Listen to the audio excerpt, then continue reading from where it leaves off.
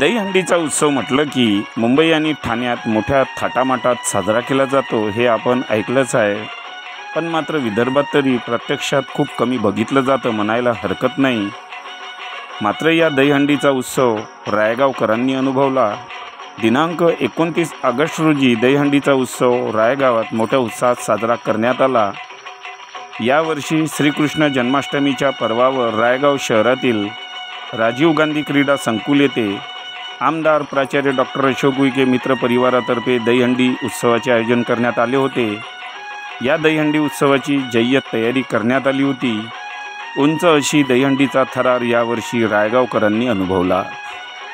रायगाव निवासी विश्व Hindu Parishad, Bajrang Dal, Mahakal group, Shri Ram Sena group, Shri Ram जन्मोत्सव समिती, श्री हनुमान जन्मोत्सव समिती, रायगाव स्वच्छता अभियान समिती, क्रांतीवीर शहीद भगतसिंग संघटना, बिरसा मुंडा समिती या सर्व संघटनेच्या सदस्यांनी दहीहंडी कार्यक्रमाला उपस्थित राहून सहभाग दिला।